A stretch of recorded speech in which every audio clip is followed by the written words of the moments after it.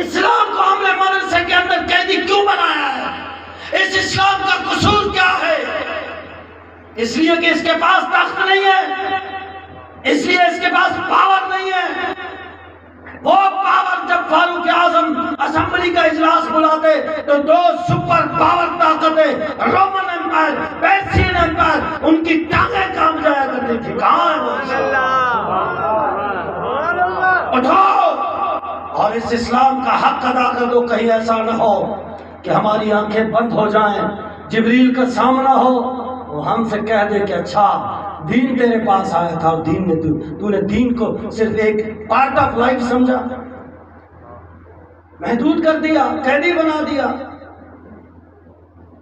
میں صحابہ کرام کو منہ دکھانے کا قابل نہیں ہوں۔ ہاں یہ حقیقت بات کر رہا ہوں، کیونکہ جو میں قرآن میں پڑھتا ہوں وہ ظاہر میں ہے ہی نہیں۔ قرآن نے پتا ہے کیا پڑھوں؟ قرآن کہتا ہے من لم یحکم بما انزل اللہ فاولئک هم الظالمون۔ ایک ہی رکوع میں ہے، میں حافظ نہیں ہوں لیکن تلاوت بچپن سے چھوڑی نہیں ہے الحمدللہ۔ ایک ہی رکوع میں من لم یحکم بما انزل اللہ فاولئک هم الظالمون، من لم یحکم بما انزل اللہ فاولئک هم الفاسقون، من لم یحکم بما انزل اللہ فاولئک هم الکافرون۔ قرآن نے کہا کہ اگر اسمبلی میں قرآن کے مطابق فیصلے نہیں ہوتے تو پوری قوم ظالم ہے۔ اس میں یہ نہیں ہے کہ مولوی نہیں ہے نکلا ہوا ہے، شیخ الحدیث نکلا ہوا ہے، پیر صاحب نکلا ہوا ہے، فقیر نکلا ہوا ہے، یا یہ نکلا ہوا ہے یا وہ، نہیں، سب اولئک میں سب آ گئے۔ میں فرض کرو میں نماز پڑھتا ہوں، گھر میں پردہ بھی ہے، سارا کچھ اسلام کے مطابق چل رہا ہوں، لیکن قرآن کے فتویٰ کے مطابق میں ہوں اس قوم کا فرد جس کو قرآن نے ظالم کہا۔ میں سوئم سے کیسے نکلوں؟ اس کا ایک ہی حل ہے بابا جی علیہ رحمت کی بارگاہ میں۔ جب میں حاضر ہوا میں نے کہا حضور یہ آیت مجھے بڑی پریشان کر رہی ہے۔ آیت تو واضح بتا رہا ہے کہ اگر اسمبلی میں اسلام کا نظام نہیں ہے نا قرآن کا، تو پوری قوم ظالم ہے، پوری قوم فاسق ہے، پوری قوم کافر ہے۔ میں نے بابا جی علیہ رحمت کی بارگاہ میں عرض کیا کہ یاد مجھے پریشان کر رہی ہے۔ اگر یہ جو ظالم لوگ بیٹھے ہوئے ہیں، چور، ڈکیت، زانی، شرابی، کبابی، جس امت مسلمہ کے قوم کے فیصلے کر رہے ہیں، 4 بجے اسمبلی کا اجلاس ہوتا ہے، سبحان اللہ بولو آپ۔ کتنے بجے؟ اور تاریخ سے ثابت ہے کہ فجر کے بعد اسمبلی کا اجلاس ہوتا تھا فاروق اعظم کے دور میں، سلطان صلاح الدین ایوبی کے دور میں، سلطنت عثمانی ہو جائے کوئی بھی سلطنت، صبح کے ٹائم اجلاس ہوتا تھا، فجر کے بعد سارے بیٹھتے تھے قوم کے لیے مسائل۔ آج کتنے بجے ہوتا ہے؟ 4 بجے۔ کیوں ہوتا ہے پتہ ہے؟ یہ دستی کون ہے؟ کیا نام ہے یہ؟ جمشید دستی کو حال حال کر، آپ کو لگ پتا جائے گا کہ رات کو کیا ہوتی ہے وہاں۔ شراب اور شباب کی محفلیں سجتی ہیں، بڑے بڑے ڈالوں میں، ویگوں میں شراب اور شباب آتی ہے، پوری رات شباشی کرتے ہیں اور 4 بجے اٹھتے ہیں نشے سے اور آ کے جناب اس امت مسلمہ کے قوم کا فیصلہ کرتے ہیں۔ اور اگر مسجد میں کوئی امام صاحب اگر بات کرے تو ممبر کو سمجھے نا کہ مصطفیٰ کا ہے۔ میں ہر مسجد کے ممبر کو ممبر رسول نہیں کہتا ہوں، معذرت کے ساتھ۔ اگر کوئی ناراض ہوتا ہے تو کسی کے گھر سے میرے لیے دانے نہیں آتے۔ میں ہر مسجد کے ممبر کو ممبر رسول نہیں کہتا ہوں۔ کیوں؟ کیونکہ اس مسجد سے رسول اللہ کی بات نہیں ہوتی ہے، وہ تو کمیٹی کی بات ہوتی ہے۔ کمیٹی کا صدر جو چاہے گا ممبر سے وہی بات ہوگی، جو خازن چاہے گا خزانچی وہی بات ہوگی، جو وڈیرا چاہے گا وہی بات ہوگی، جو ایم پی اے وہی بات ہوگی، جو ڈی سی۔ یہ تو میں کمیٹی کا ممبر ہو گیا نا، اس کو ممبر رسول کیوں کہتے ہو؟ جہاں ہر بات آپ کمیٹی کو سامنے دیکھتے ہو۔ میں نہیں کہتا کہ کمیٹی بنانا کوئی غلط بات ہے، نہیں، کمیٹی والے اگر کوئی بیٹھے ہوئے ہیں میں ان سے دستبست عرض کرتا ہوں قیامت میں آپ کو مسجد کے حق کا حساب دینا ہوگا۔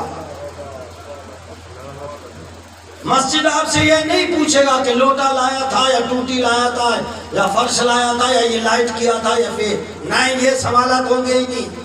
جانے کائنات میں مسجد بنائی تھی، کچی مسجد تھی، یہ سوالات ہی نہیں ہوں گے۔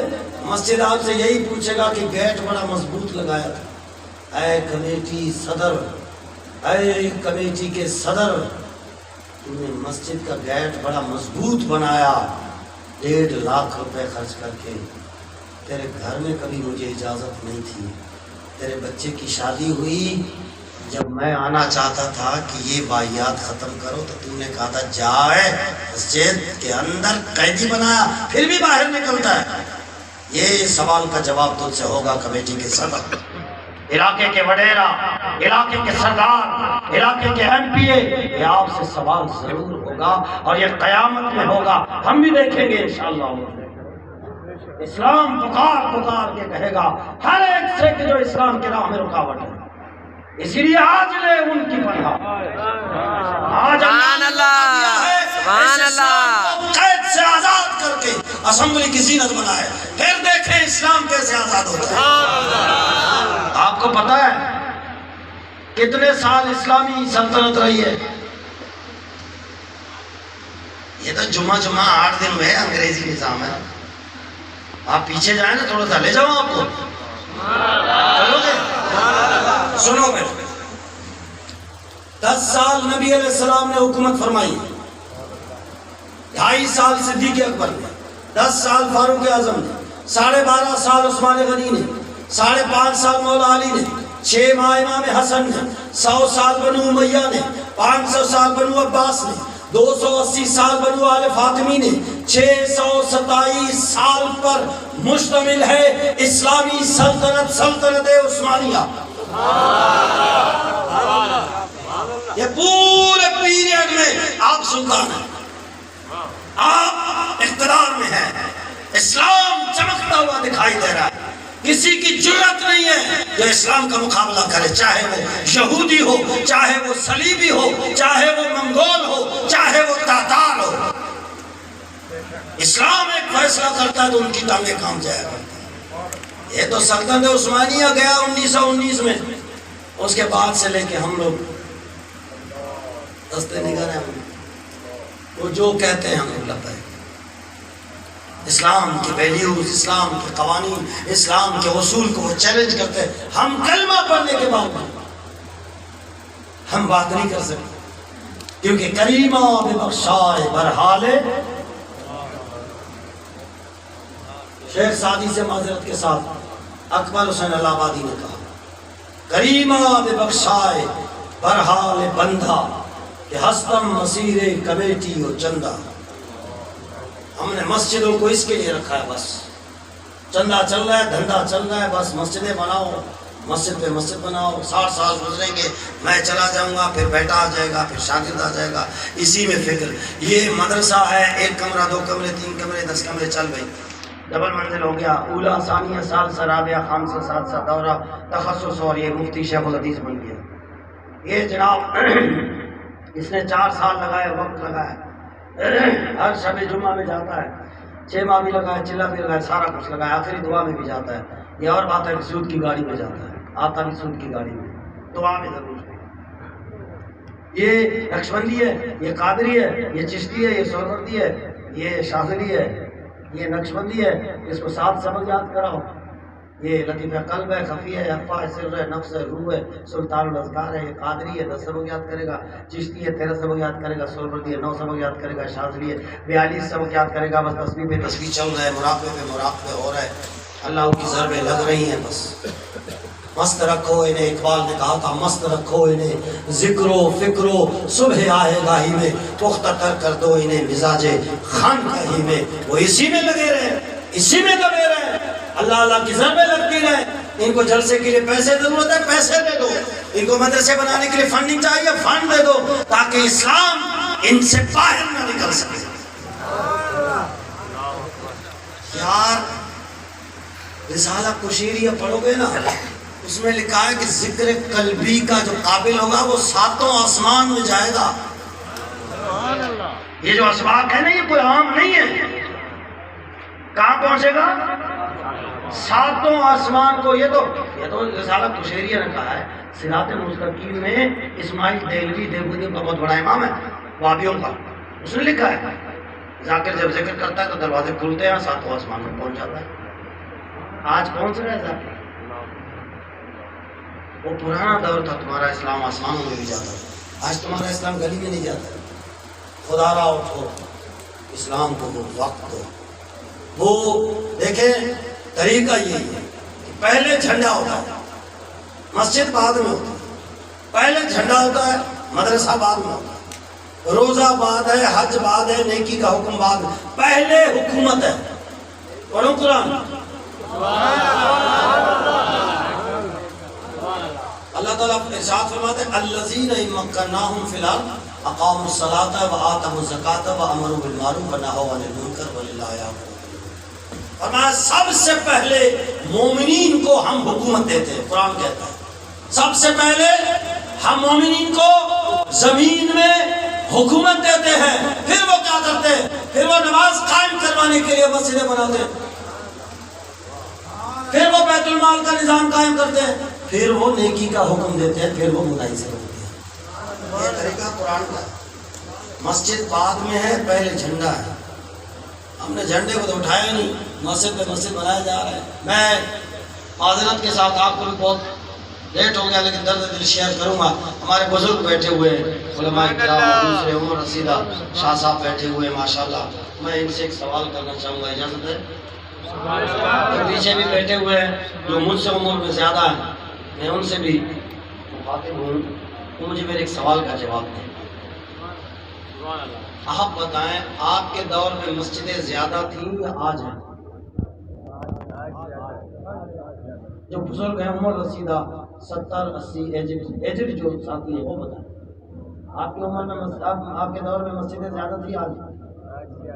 آپ کے دور میں اسکول زیادہ تھے یا آج؟ آپ کے دور میں مدرسے زیادہ تھے یا آج؟ آپ کے دور میں یہ اجتماعات بڑے بڑے ہوتے تھے یا آج؟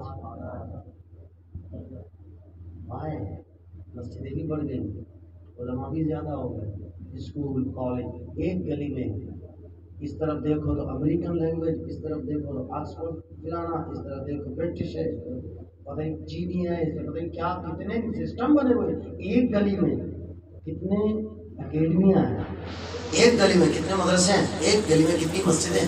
ہمارے زمانے میں ہمارے چاچو بات کرتے کہتے ہیں ہمارے زمانے میں علماء تو تھے نہیں، خال کوئی مولانا صاحب، وہ بھی بیچارہ ناظرہ پڑھنے والا، وہ زیادہ نہیں ہوتا تھا، جنازے کے لیے بندے نہیں ملتے تھے۔ وہ فرماتے ہیں ہمارے چاچو جنازہ کہتے ہیں ہم بغیر جنازے کے دفناتے تھے، پھر کھجور کی وہ نا چھڑی رکھتے تھے، وہ کیونکہ 3 دن میں خشک ہو جاتی ہے تو اس تک اگر کوئی آ گیا تو جنازہ پڑھ لیا، نہیں تو اس کے بعد خال مسجدیں نہیں تھی، دور دور تک جاتے تھے کہ چلو بھائی جا کے جمعہ پڑھتے ہیں۔ ایسا ہے آج کیا وجہ ہے؟ وجہ کیا؟ اچھا ایک آخری سوال، یہ نہیں تھے، آپ نے ایکسیپٹ کر لیا کہ مسجدیں بھی کم تھیں، اسکول تو سرکاری تھے، یہ تو چوچے یورپی یہ بعد میں آئے نا، یہ تو جمعہ 8 دن ہوا ہے بھائی، یہ 1990 سے پہلے جو ہے نا زیادہ اتنی اکیڈمیاں نہیں تھی جہاں میری عمر میں جب جانتا ہوں۔ کیا خیال ہے؟ یہ گلی گلی میں جو پرائیویٹ اسکولیں کھلی ہے، چوچیاں چوچے ٹیوشن فلانا فلانا، ٹوئنکل ٹوئنکل لٹل اسٹار اور ونڈر وٹ یو آر، یہ ہمارے دور میں کہاں تھا؟ تو پڑھتے ہی نہیں تھے۔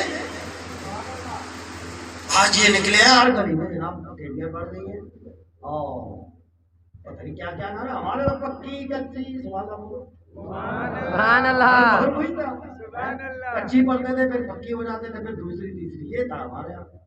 یہ تو ابھی نرسری سے شروع ہے، پریپ پتہ نہیں 1 2 3، ایک بچہ 1 کا اس کی کتابیں 2.5 من، وہ بچہ کتابیں اٹھا کے تھک جاتا ہے۔ لبیک اپنا لبیک لبیک یا